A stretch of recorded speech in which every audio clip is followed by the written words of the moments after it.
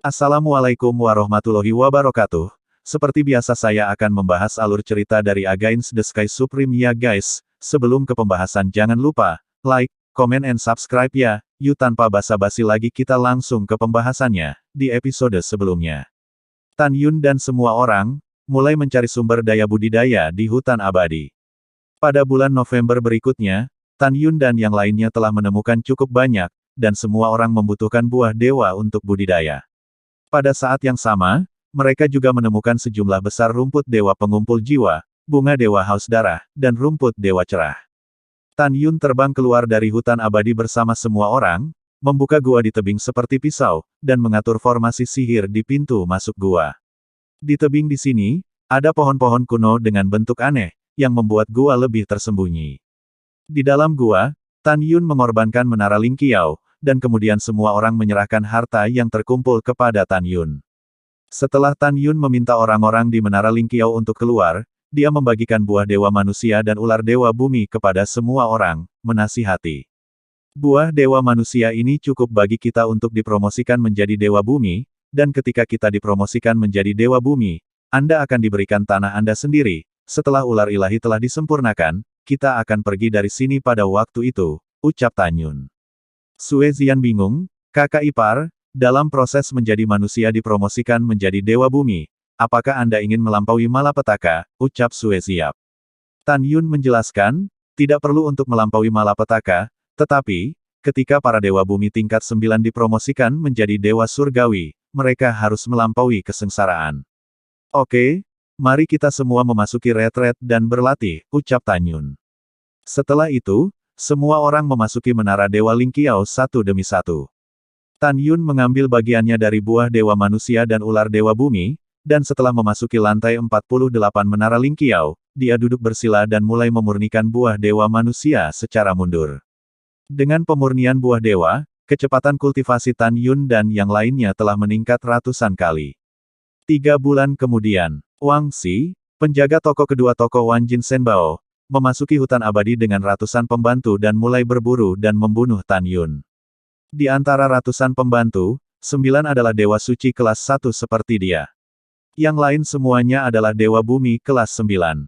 Namun, yang membuat Wang Xi marah adalah dia mencari Tan Yun selama 3 tahun, tetapi tidak ada petunjuk.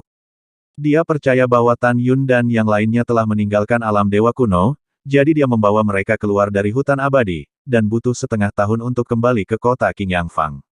Tidak ada tahun di menara, dunia telah 100 tahun.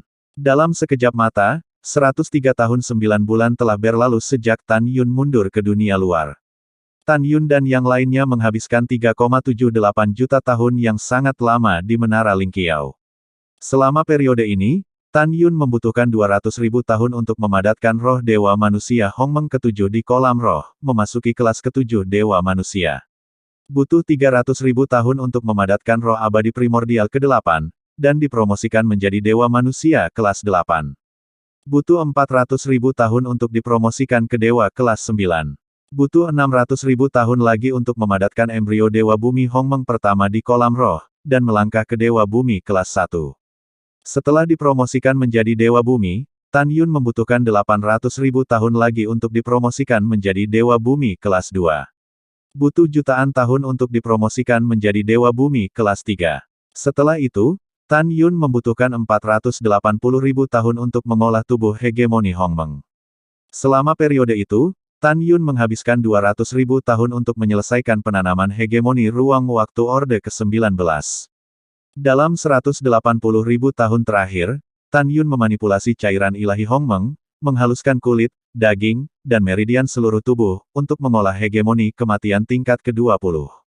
Akhirnya, tepat setelah tempering Tan Yun selesai, tubuh hegemoni kematian dipromosikan ke tahap kecil, dan dia memiliki kekuatan besar untuk menghancurkan artefak tingkat rendah tingkat 4 dengan tangan kosong. Tan Yun tiba-tiba membuka matanya, dan mata bintangnya menunjukkan kegembiraan. Rambutnya berkibar, dan dia melepaskan kesadaran spiritualnya. Anda harus tahu bahwa kesadaran ilahi para dewa surgawi kelas 1 dapat mencakup 200 miliar makhluk abadi dalam radius.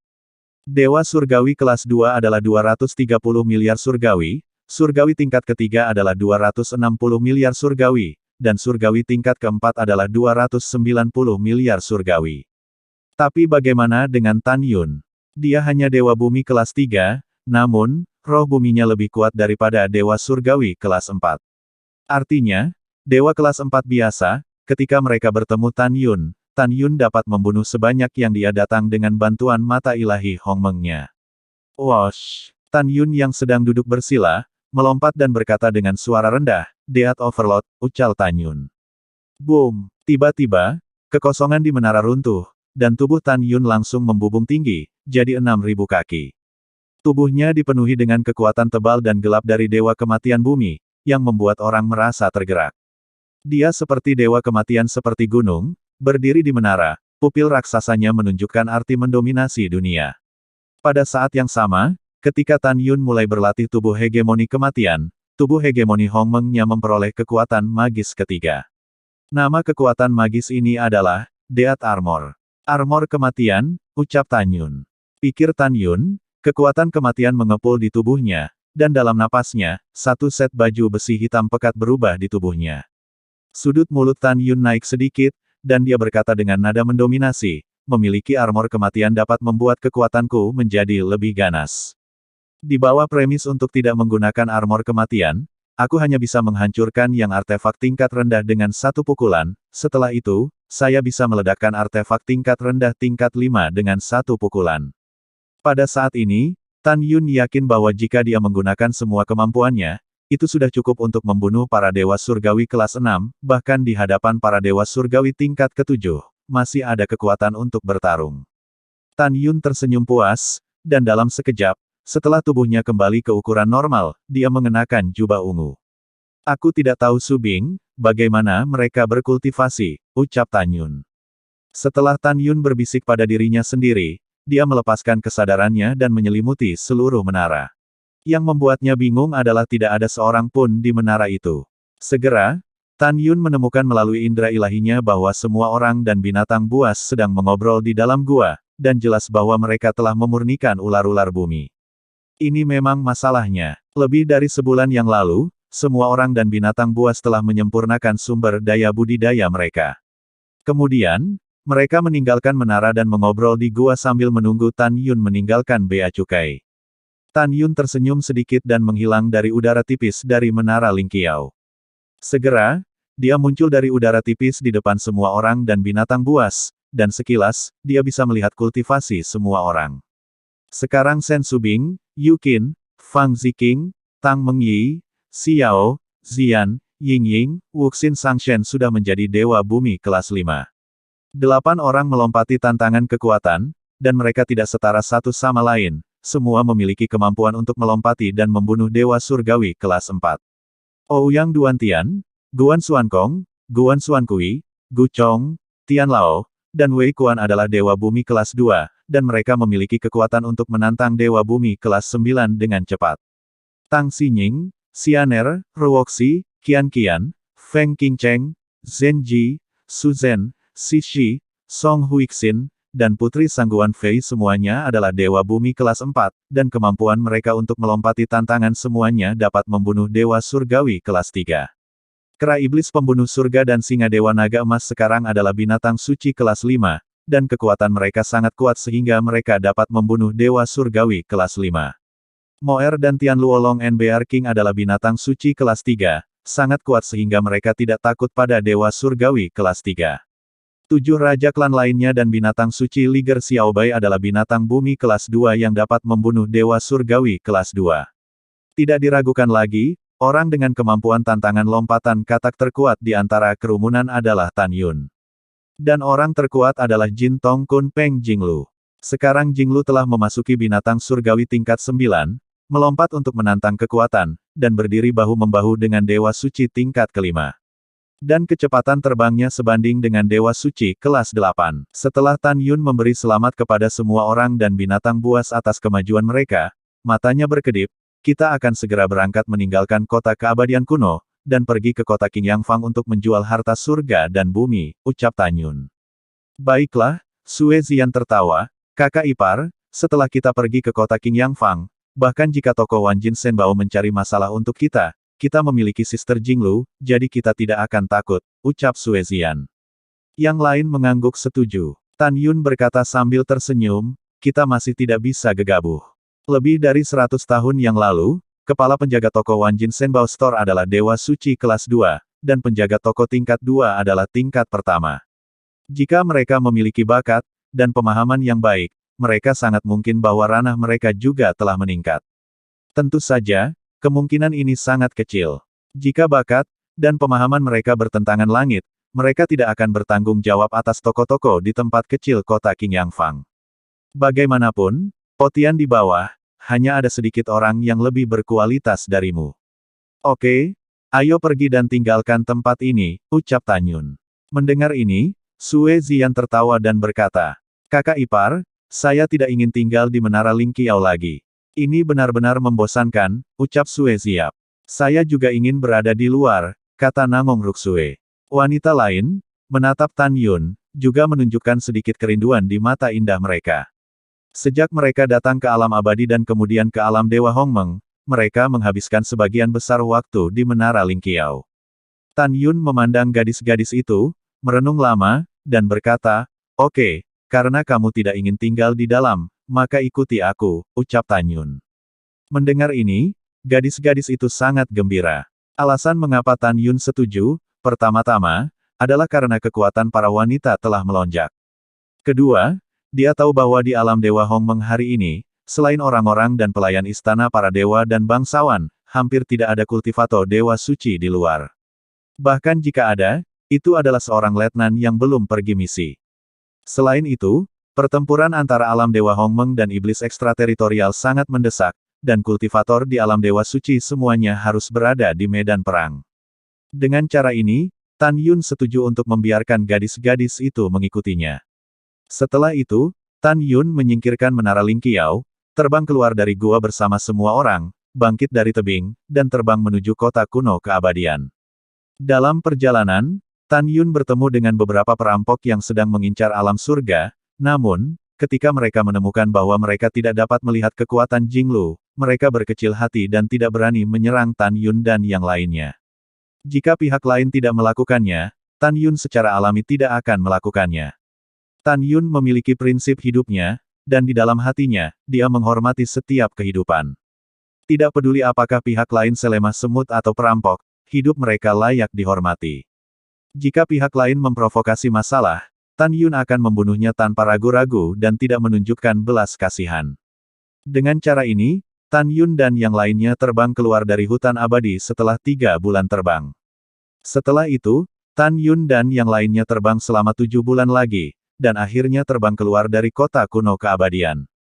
Pada saat ini, tiba-tiba, suara pembunuhan datang dari seberang danau. Tan Yun melihat suara itu, mengerutkan kening, dan kemudian, ada niat membunuh di matanya. Dia melihat sosok yang dikenalnya, dikepung oleh 6 musuh. Orang yang dikepung adalah Bosu yang membantu Tan Yun 100 tahun yang lalu. Bosu sekarang adalah Dewa Surgawi tingkat ke-7, tetapi menghadapi 6 musuh Dewa Surgawi tingkat ke-7, dia dipukuli dalam bahaya. Kekuatan Tan Yun sekarang, sulit untuk berurusan dengan Dewa Surgawi kelas 7, dia secara alami tidak akan mengambil tindakan secara pribadi, tetapi memandang Jinglu dan berkata, Xiao Lu, pergi selamatkan dia, ucap Tan Yun. Baiklah, setelah Jinglu menjawab, itu berubah menjadi garis emas warna cahaya menyapu danau dengan kecepatan tinggi dan muncul di belakang Bosu. Jinglu mengulurkan tangan kirinya, meraih Baisu, dan meninggalkannya. Ketika Bosu sadar kembali, dia melihat Li Ying berkedip cepat di depannya, berkedip menjauh dari sisi 6 pria kuat, dan memegang 6 telapak tangan seperti kilat. Bang bang bang. Bang, saat 6 cetakan telapak tangan tercetak di dada 6 orang, tulang rusuk 6 orang runtuh, darah menyembur dari mulut mereka, dan jatuh di rumput, dan untuk sementara waktu, mereka tidak bisa bangun lagi, menatap Jinglu, dan ada ekspresi ngeri di matanya. Matilah, ucap Jinglu. Jinglu membuka giginya dengan lembut, dan ketika dia hendak menembak, Bosu buru-buru berkata, gadis, jangan bunuh mereka, ucap Bosu. Hah? Jinglu melihat kembali ke Bosu dan berkata, mereka ingin membunuhmu, mengapa kamu masih ingin bersyafaat untuk mereka, ucap Jinglu. Bosu sepertinya memiliki sesuatu untuk dikatakan, tetapi dia ragu-ragu. Yah, Jika kamu tidak ingin mengatakannya, jangan katakan, aku tidak akan membunuh mereka, kata Jinglu. Terima kasih, Nona Jing, ucap Bo Su tampak bersyukur. Pada saat ini, 6 orang yang terluka parah di tanah melirik Bai Su dengan tatapan rumit, lalu dengan enggan bangkit, berubah menjadi 6 sinar cahaya, dan menghilang ke langit. Tan Yun dan yang lainnya terbang ke udara sebelum dan di belakang Bo Su, mengepalkan tangan mereka dan berkata, Saudara Bo, lama tidak bertemu, ucap Tan Yun. Bo Su memandang Tan Yun dengan ekspresi kaget dan berkata, Dewa Bumi kelas 3, ya Tuhan, sudah berakhir, selama lebih dari 100 tahun, Saudara Jing, bagaimana kerajaan Anda bisa menerobos begitu cepat, pasti Saudara Jing yang sangat berbakat, dan di alam dewa kuno, bertemu dengan kesempatan besar, kan, ucap Bo Su. Tan Yun mengepalkan tinjunya dan berkata sambil tersenyum, Saudara Bai benar, ucap Tanyup. Setelah Bo Su selesai berbicara, dia melihat seorang wanita yang menakjubkan di samping Tan Yun, dan berkata, Saudara Jing, siapa mereka, ucap Bo Su. 7 istri, 2 tunangan, dan semua orang diperkenalkan ke Bo Su. Setelah Bo Su menyapa orang banyak, dia diam-diam berkata bahwa Tan Yun diberkati. Pada saat ini, Bo Su memandang Jinglu, membungkuk dan berkata, Terima kasih Nona Jing karena telah membantu saya, ucap Bo Su. Itu tidak sepadan dengan usaha, ucap Jinglu tersenyum, sangat menawan, yang membuat Bo Su sedikit linglung. Jinglu mengerutkan kening, sudah cukupkah kamu melihat, ucap Jinglu. Ah, aku sudah cukup melihat. Aku sudah cukup melihat. Aku tidak bermaksud mengatakan, ucap Bo Su tampak malu, jujur, dan tulus, dan membuat Jinglu geli.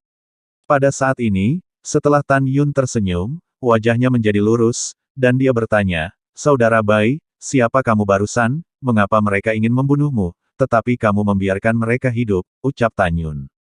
Bai Su menghela nafas, seharusnya itu suruhan kakak laki-laki tertuaku, kirim seseorang untuk membunuhku.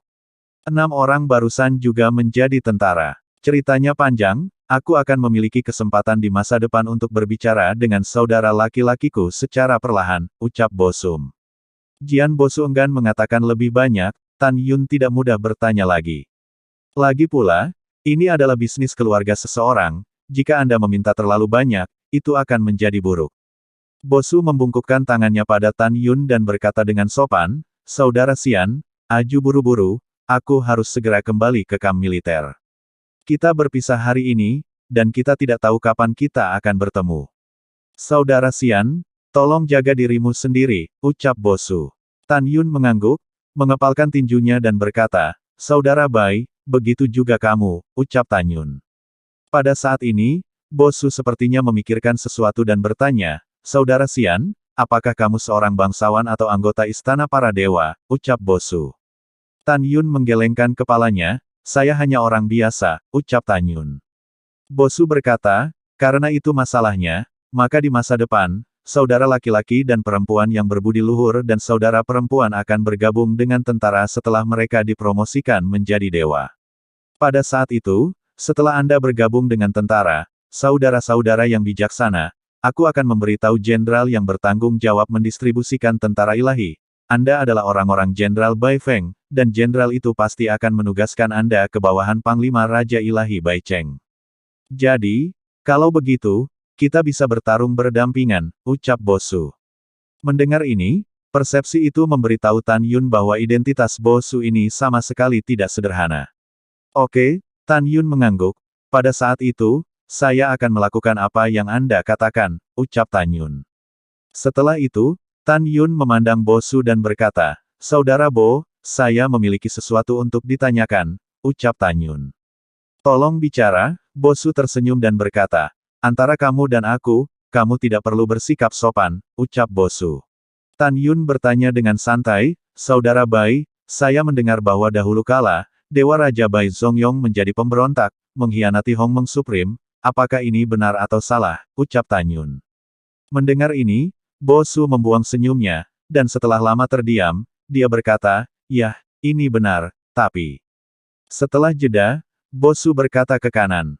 Dengan lambaian tangannya, dia memasang penghalang kedap suara, namun, Bai Zongyong menyesalinya kemudian, dan kemudian memilih untuk mati dalam pertempuran untuk menebus dosa-dosanya.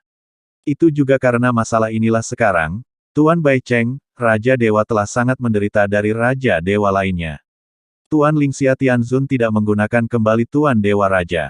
Seluruh tentara alam Dewa Hongmeng tahu tentang ini, ucap Bosu. Mendengar ini, Tan Yun mengangguk dan berkata, "Oh, jadi begitu, saya mendengar Anda mengatakannya sebelumnya, Raja Dewa Bai Cheng adalah cucu Bai Zongyong. Ketika hal seperti itu terjadi, wajar saja jika Raja Dewa Bai Cheng tidak dihargai oleh Dewa Tianzun," ucap Tan Yun. "Oh, ya," Bai Su menghela nafas. "Jing Brothers, apakah kamu ingin pergi juga?" ucap Bosu. "Iya, kita juga harus pergi dari sini," ucap Tan Yun mengangguk. Bai Su tersenyum dan berkata, "Kalau begitu mari kita pergi bersama," ucap Bai Su. "Baiklah," ucap Tan Yun sambil tersenyum. Kemudian, Tan Yun dan yang lainnya meninggalkan alam dewa kuno bersama Bai Su dan muncul di dasar danau Qingyang Shenhu. Setelah beberapa saat, setelah semua orang terbang keluar dari danau Qingyang Shenhu, Bai Su dan Tan Yun dan yang lainnya mengucapkan selamat tinggal dan pergi. Tan Yun bangkit dari danau, melintasi lautan awan, dan mendarat di puncak gunung ilahi Qingyang. Shen Subing bertanya, "Suamiku, saya pikir identitas Bai Su seharusnya lebih dari sekadar keajaiban tentara." "Sangat sederhana," ucap Subing. Tan Yun mengangguk dan berkata, "Namun, saya pikir orang ini layak berteman. Setelah kita dipromosikan menjadi Dewa Surgawi, kita akan memasuki bawahan Raja para Dewa. Sekarang, mari kita pergi ke kota Qingyang Fang dan menukar 3 rumput suci dengan sumber daya budidaya. Kalau begitu, tembus alam secepat mungkin dan masuki alam Dewa Surgawi," ucap Tan Yun. Setelah itu, Tan Yun dan yang lainnya terbang menuju gunung belakang Gunung Suci Qingyang, kota Qingyang Fang di antara pegunungan. Kota Qingyang Fang, meskipun itu adalah kota persegi, mencakup area yang luas, 6 juta persegi. Satu langkah ke kota Qingyang Fang, dan yang menarik perhatian semua orang dan Tan Yun adalah bahwa ada deretan toko, yang menutupi bumi dengan rapi. Di kota persegi, orang-orang dari berbagai protos berbondong-bondong dalam aliran yang tak berujung, cukup makmur. Tan Yun meliriknya dan menemukan bahwa ada banyak dewa di Fangxi, dan dia sering melihat dewa muncul dan muncul. Saat Tan Yun dan yang lainnya memasuki Fangxi, mereka segera menarik perhatian para dewa. "Wow, sangat cantik. Ya, wanita gaun emas ini benar-benar cantik. Hihi, cantik sekali." Pada saat ini, para wanita di Fangxi memandang Shen Subing, Zhen Ji, Ouyang Qianqian, Tantai Xianer dan lainnya dengan kecemburuan yang tak terselubung di mata mereka. Sebagai wanita, mereka harus mengakui bahwa Shen Subing dan yang lainnya terlalu cantik. Pada saat yang sama, para wanita di pasar, melihat Fang Ziqing mengenakan kerudung, juga menebak betapa cantiknya wajah Fang Ziqing. Ketika para wanita membicarakannya, para pria di kota Fang memandang Shen Subing dan yang lainnya dan tiba-tiba menelan ludah. Pada saat yang sama, para pria memandang Tan Yun berjubah ungu di antara para wanita seperti Shen Subing, Nangong Yukin, dan bertanya-tanya, siapa anak ini? Mengapa ada begitu banyak keindahan di sekitar? Di antara pria-pria ini, tidak ada kekurangan kultivator di alam Dewa Surgawi, tetapi tidak ada dari mereka yang melangkah maju untuk menggoda wanita di samping Tan Yun. Karena mereka melihat penampilan Tan Yun yang luar biasa, mereka semua diam-diam berpikir bahwa Tan Yun pasti kaya atau mahal, dan kemungkinan besar dia adalah seorang bangsawan, atau bahkan putra seorang Raja Dewa. Di kerumunan yang menonton, Tan Yun dan gadis-gadis melewati jalan-jalan yang ramai, menutup telinga terhadap diskusi semua orang. Dalam perjalanan, Jinglu memberitahu Tan Yun bahwa ada alun-alun di area pusat kota Qingyang Fang, yaitu alun-alun Qingyang. Tujuan mendirikan alun-alun ini adalah untuk memungkinkan orang berdagang dengan bebas di sini. Setelah mendengar ini, Tan Yun memutuskan untuk pergi ke Qingyang Square untuk mendirikan sebuah kios. Ketika Tan Yun dan yang lainnya datang ke Qingyang Square, hari sudah matahari terbenam, dan matahari terbenam seperti darah. Qingyang Square penuh dengan orang. Tan Yun menemukan bahwa ada banyak orang yang menjual ular Dewa Bumi, dan harga setiap ular Dewa Bumi benar-benar dijual dengan harga setinggi 1000 Dewa Giok kelas atas. Tan Yun membawa gadis-gadis itu dan berjalan melewati keramaian dan hiruk-pikuk di bawah pengawasan semua orang, dan hendak menuju ke Qingyang Square, sudut utara. Tan Yun, yang berjalan di depan, tiba-tiba menoleh, dan kemudian matanya meledak karena marah. Namun, Itu adalah pemuda berjubah brokat peringkat 6 yang berkepala gendut, bertelinga besar yang mengulurkan tangan untuk menyentuh dada Murong Sishi, tetapi buru-buru dihindari oleh Murong Sishi. Tepuk tangan. Murong Sishi menamparkan pemuda berjubah emas dengan tamparan backhand, dan pemuda berjubah emas itu terlempar ke udara dan mendarat di alun-alun. Gadis bau, kamu berani mengalahkan tuan muda ini, ucap pemuda berjubah emas bangkit dari tanah, wajah kanannya bengkak seperti kepala babi. Pemuda di Jinpao mengangkat kepalanya dan meraung, saya diganggu, kalian semua mati, ucap pemuda itu. Begitu kata-kata ini keluar, 8 dewa surgawi kelas 9 turun dari langit dan berlutut dengan satu lutut di depan pemuda itu, bawahan tidak melindungi dengan baik, maafkan aku, ucap mereka. Pada saat ini, orang-orang di sekitar Tan Yun memandang pemuda berjubah emas yang dipukuli oleh Murong Sishi, seperti tikus melihat seekor kucing, dan mereka semua melarikan diri jauh. Puluhan ribu penonton memandang Murong Sishi dengan simpati di mata mereka, dan berbisik. Wanita cantik itu telah menderita kali ini. Ah, rumah kuda itu adalah seorang bangsawan, kali ini dia sudah mati. Ya, bukan hanya dia yang mati, tetapi orang-orang di sekitarnya juga menderita. Mendengar bisikan semua orang, Tan Yun mengerutkan kening. Murong Sishi menatap Tan Yun dengan wajah pucat, dengan permintaan maaf tertulis di seluruh wajahnya yang menakjubkan, giginya terbuka dengan lembut, dan suara ketakutan terdengar, Tan Yun, maafkan aku membuatmu kesulitan, ucap Murong Sishi.